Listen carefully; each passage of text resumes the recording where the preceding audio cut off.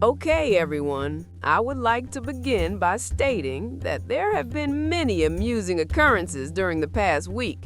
I won't even be able to hold you all. The Patreon was very funny. Faucet. Buy it! Nigga, until you get the receipt, they'll give it back to you. Nigga told a nigga to buy it. Go to your fucking truck and get the faucet. Stop playing with me. Go to your... Then they turned around and dropped Saturday's pod hella early the same day. Additionally, that episode was entirely humorous. I made an entire film about this a little while ago, about them receiving everything, and some with Mona, everything they want, but they now understand her better and have a stronger connection to her than they did previously. They had a good time this episode, from what I can see, and I often say that if there are no subjects on the board, the conversations will go crazy. Now, granted, they had topics on the board, but they deviated from the main route with that manscaping topic.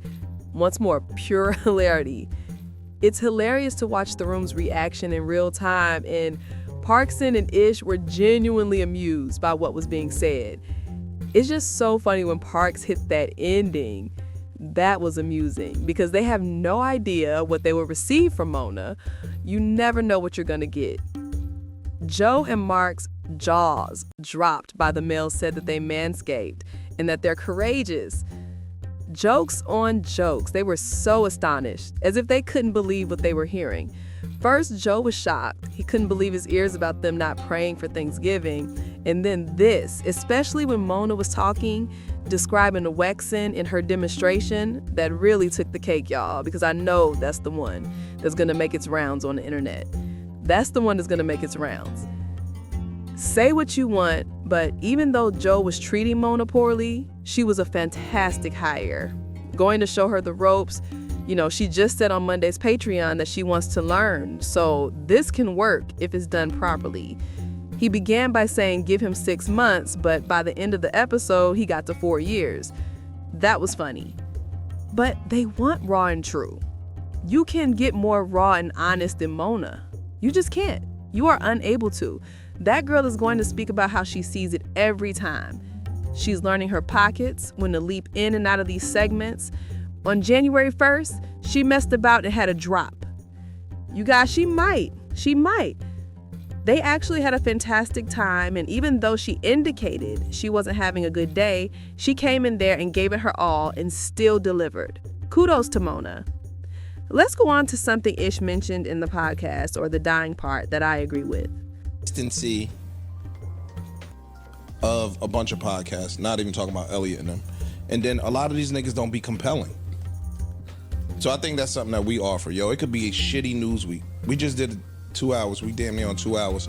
And we ain't talking about half the shit on the board. Just we're the best in the world.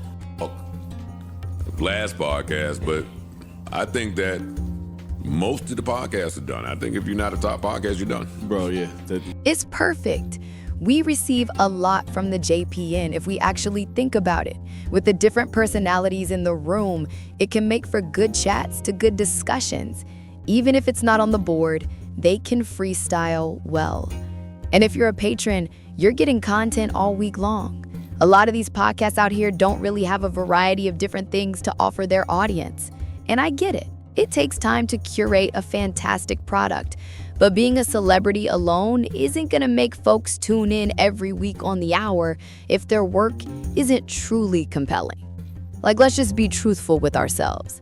Their base will give them a look depending on whether you are a fan of them. But if it's garbage assery, then what are you gonna do? Go to the drawing board and figure it out, or chalk it all together and tell yourself that it's no longer worth the etc. All that stuff. And a lot of folks go with the latter. Overall, this was a humorous episode. These ninjas have been making jokes since Tuesday, bruh. All jokes since Tuesday. However, I like that. I like it.